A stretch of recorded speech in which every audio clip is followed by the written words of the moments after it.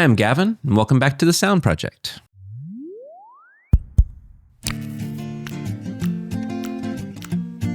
I'm here today with Jason Carson. Thanks so much for joining us on the podcast. Thanks very much for having me. Appreciate it. So we've known each other for, I don't know, it's been 3 or 4 years, something like that. Yeah, 3 years ago, I think, is when we brought you guys in. Yeah. So we met on the Chip Freeman S.O.U.N.D Studio project, and you were instrumental in that, obviously, with helping with gear integration and selection and all of that. Yep, definitely. Me and Chip had been talking about that project. I think we had discussed this a while ago. It was 10 years, I think, when it was from the first iteration of like, we're going to do this. And then it just like years go by and so on and so forth. But he finally retired from his job. I think that was the impetus of really taking off. And that's when it really took off and brought you and Jacob on to get all the gear. And so. Well, we'll talk more about that in a little bit, but I do want to introduce you to the audience. Tell me a little bit more about your background and kind of how you got into doing what you do. Okay. I was a Berklee grad, and it was my kind of professional, diploma for getting into the industry. I came out to Los Angeles in 2001, started working at the record plant as a runner, so a general assistant, if you're aware of that position. Cleaning toilets, getting food, and all the usual normal stuff. Worked as a runner for a couple of years until the woman that owned this, or the woman that managed the studio, Rose Mann, saw that I knew something about electronics and audio. I used to fix guitar pedals for people or guitar amps for people on the side to make cash while I was a runner. And she saw that, and then I kind of, as I got into the engineering career there, I spent 2 years engineering, and I'm like, you know what? I don't really know if I want the lifestyle of an engineer. I don't really feel like staying up till 4 o'clock in the morning and getting up, doing it all over again at 10 o'clock the next day. And so I started getting into the tech field, and I became the tech. Or I was like a junior tech for a couple of years, and then I became the chief tech. I was chief tech there for about 5 years, and then after that, the business started to kind of shrink in the mid 2000s. And so everyone started taking on more and more roles. So I kind of became the chief tech, and then I kind of became the operations manager, and then I kind of became the VP of operations was the title. And it basically just meant you had all the responsibility of that position and under. Right, yeah. So go ahead and do all the tech stuff and continue doing the day-to-day management stuff.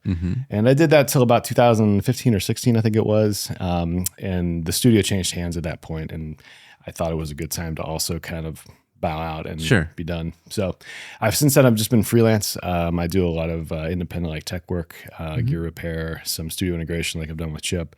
Just kind of whatever, projects come that way. That's very interesting. And you, since we met on the Chip project, we can talk about that a little bit.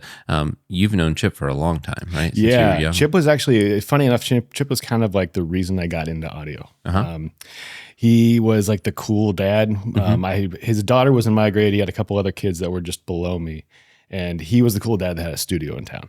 And by a studio in town, I mean, in those days, that was like 2 black-faced ADATs. And I think it was like a Studio Master console, but for like 2 kids. I'm saying 2 kids. This me and this guy in my band in high school used to go to his place and just geek out for hours because it was like, this is like a playground for us. This is amazing. It was the most proper studio we had ever seen for sure.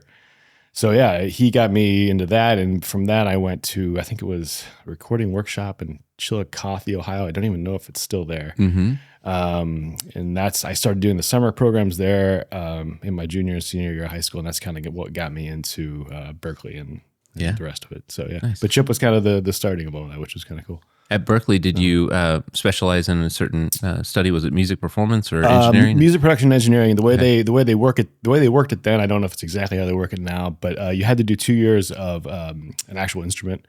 Like focus on an instrument. So I was electric bass for 2 years, and then in your 3rd and 4th year, you do the kind of music production engineering more fully. Nice. So I kind of put down the bass, and I don't play much anymore. I wish I did, but there's just kids.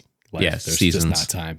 I get you. So so let's talk about with Chip's project. It evolved quite a bit, right? It started off as far as the gear side of things, especially. It went through many iterations of what it was going to be. Its original project was, he wasn't sure if he wanted a place that was commercial. He didn't know if he wanted a place that was private, but he knew he was going to start remodeling and building his house up north in Michigan, and that he wanted something. It was always his dream to actually run a studio. So part of it was like, this could be a commercial facility. So it started out as like, we just want a mix room, and it was basic in the box mix room. It was exactly what you would expect for that kind of environment. And then somewhere along the lines, this console started getting kicked up, and we went through this whole iteration of it being based on a console. And then he was like, you know what? I just don't know if I want that. So we went back, and we went back to kind of the other iteration. But then finally, I think he had some stuff happen in his life, and it was just, he was like, you know what? When else am I going to get to do this? Exactly. Let's do this. And so that's when we ordered the API, and that's kind of where everything started. It's like, okay, let's start redrawing up all the wiring and let it rip. So yeah. And during that time, how many trips did you make out there to help with the integration piece? None. None? I mean, I made one at the very end. Okay. Yeah. We did everything remotely. Okay. Almost 100%. I mean, a lot of phone calls, obviously. Sure. But yeah, I mean, you guys were great with the acoustical part of things, and like in hearing our ideas of what we needed from a technical standpoint, and everything was just there. Yeah. The pipes were where we wanted them. They were where they showed up on the diagram, so we knew where to pull everything. And Red Code did all the wiring, like soldering for us. On big projects like that, I have absolutely not the time. No to desire sit to do around that. No desire. Yeah. I mean, I love soldering to a point, but not to that point. But and they were amazing. So we just sent them the wiring diagram that I drew up, and everything showed up with labels and numbers, and you just yanked it all through, and it was great. So I mean, awesome. It really went as smoothly as it can be. That's great for a situation like that. Yeah, and last year, so we're at the NAMM show this year, and last year, a year ago today, was the Tech Award banquet that we went, and Chip Studio was nominated for that. Yeah, and, it's always an honor to be nominated. It was a really fun night. We have that kind of documentary of that night on YouTube, and it's just fun everybody being there together. Oh, totally. To be in the company of some of the people that are also nominated and the people that won. I mean, obviously that's pretty impressive. Yeah, for sure. Yeah. But one thing that sitting here, you have a Tech Award.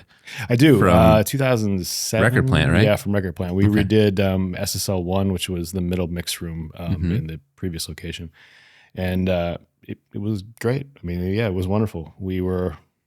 The Tech Awards are fun. I mean, what do you say? You get to sit down with a bunch of people who are just geeks, just like you are, and they actually understand what you're talking about. It's amazing. So it was a great honor to win that. It was a great honor for Rose and Rick Stevens, who were the owners of the Record Plant at that time, to kind of put the faith in me and also put the faith in the industry. Be like, we're going to redo a room in a time when the industry was kind of like, should we really be building rooms right now? So that's always a good thing. And what year was that? 2007, if I'm not mistaken. Okay. Yeah. And what all was involved with redoing the room? Was it a complete overhaul? Or? It was a pretty good overhaul. There was a lot of stuff acoustically that was kind of weird with the room. It was a room that was designed for some reason where the speakers were like right up in your face. Okay. And it was good to a point. It was supposed to be like a pair of headphones kind of vibe around your ears, but it was a little too much. So there was some diffusion in the back that was really weird. They had these like metal cheese grater things in the wall that I don't think I've ever seen anywhere else. And you could actually like hear like the flanging. If you spoke into them, you're like, oh, that's a very strange effect. So we got rid of stuff like that and modernized the place a lot, because it had been, I think it was the early 90s when it was originally like aesthetically redone. Yeah. So there was a lot of changes in that sense, but it was a brand new console. I moved out of G, put in an SSLJ. So it was a lot of getting that gear from places, because you can't obviously buy those consoles new at this point. Sure. So it was fun. Yeah. So that's one of the many hats that you were wearing when you were there. Yeah. And then I got done with that project, and then you do payroll and put out exactly. Send your boss the P&L. And, nice. Yeah. So of all the roles that you had at Record Plant, like what was your favorite thing to do there? If I had, I mean, I liked the chief tech thing, because the part of it I enjoyed was, I mean, I'm obviously kind of a geeky guy to start with, and I like the technical side of things, but getting to like teach the runners and like getting to take them in and show them, what's going on, and get young runners in on sessions to help out. That was always fun to like show those guys, because they came out of schools, and some schools are great. Yeah. And some schools they just don't have the resources and they don't really know. So to teach those kids like a real proper big session, to get them in on like a string session that's just like one of those things that if you've never heard a string session in a room in a nice studio, it's just like, oh, it's something to hear, right? Yeah. So to get them to have the experience, that was definitely fun.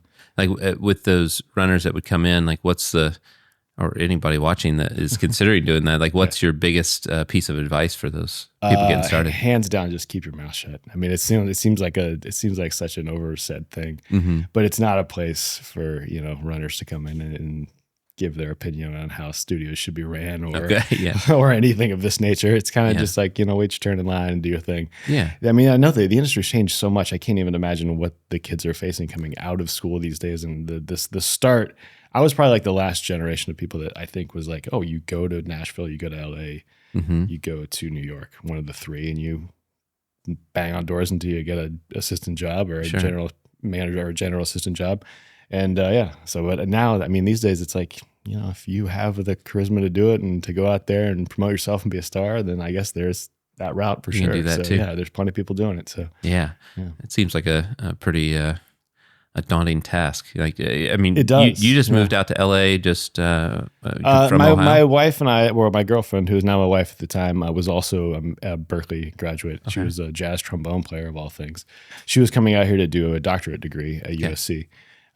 So it just kind of logically made sense to like, well, let's just go to LA. I mean, work something out eventually. So nice. Not going to pay the bills with jazz trombone, I'll tell you that. You got to do something. We weren't crazy to think that, but yeah.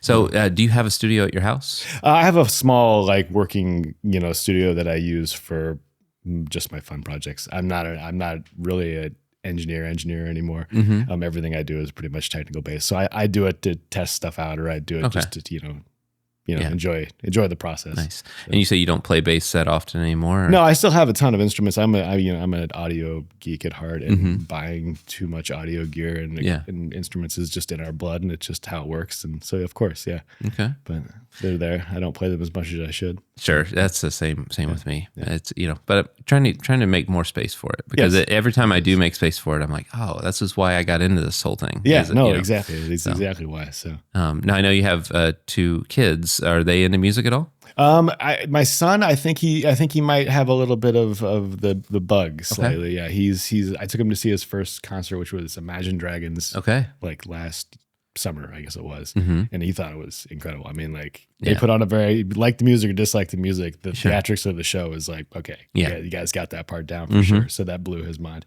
Yeah, my daughter not so much. She's our sports kind of person. I don't see music really being in her future at all. Yeah. So, I mean, it's hard. I mean, to tell your kid to go into something that's like you should totally go into music, and you should take 10 years of your life, and you should absolutely not do anything but go to a studio every single day and have a life outside of that. Because I know the lifestyle, and I live through the lifestyle, and it's kind of hard to tell your kid to do that. But if he's into it, by all means, obviously, you just kind of support them. You have to. What they want to do. If you want to do something creative, I think that's fantastic. So, yeah.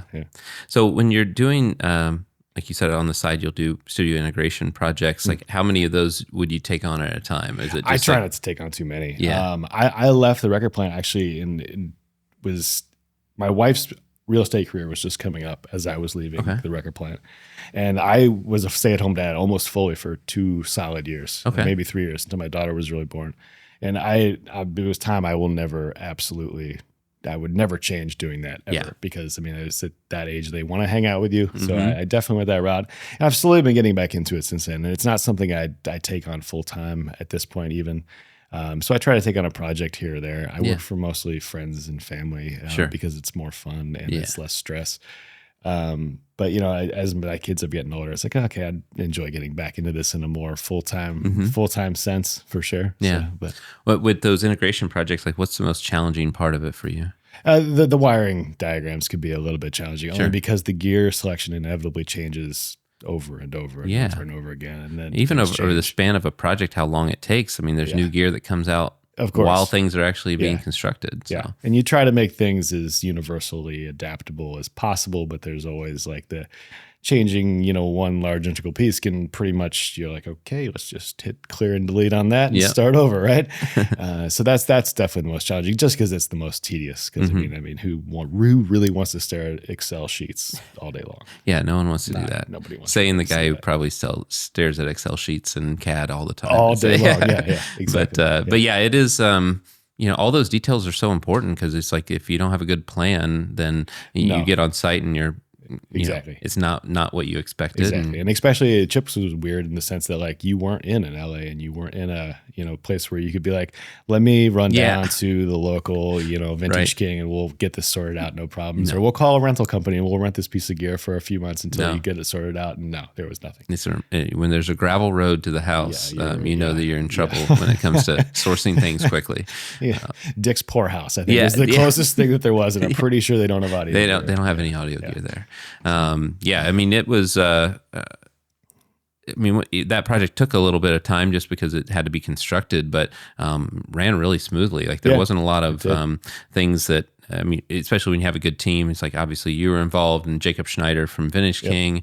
And then Chip is easygoing and just not a lot of pressure on. And shockingly had an amazing contractor working on his house that got your plans and understood kind of the vision of what was going on. It seemed really into it, which was a huge help. I love that one. Like Biggs Construction was who did that. And man, they just like to ask questions, and they were just excited that it was something new. Yeah, exactly. They were super, which was amazing, because I'm sure you get lots of general contractors that maybe have less interest than some. Yeah. I'm hoping at some point we're trying to write a new album, and we're talking about trying to go up there and recording it. Oh, nice. Did you record? You said, I think last summer you guys were going to try to make it up for a little while. We were going to try to do something, but we didn't do it yet. Yeah. Okay. It's mostly on me for not writing new songs yet. So we've got 3, you have other things going on. Yeah. Okay, we do have a few things going on, but I have, I think 3 done. Would like to get at least 6 to do like an EP or something up there, but it would be really fun to go up there full circle and record something with Chip. Absolutely. Just going up there to hang out is amazing. Yeah, we go up there every summer now. It's like a tradition to go up there and stay at his cabin and hang out with Chip. So, Jason, thanks so much for joining on the podcast. Thanks for having me. It's fun working on that project with you at Chip. Hopefully, we get to do another one here in the future. I hope so too. All right. Well, that's been another episode of the S.O.U.N.D Project. Thanks for being a part of it. I'm curious if you were ever a runner at a studio. What lessons did you learn while you were doing that? Comment that below, and we'll see you next week.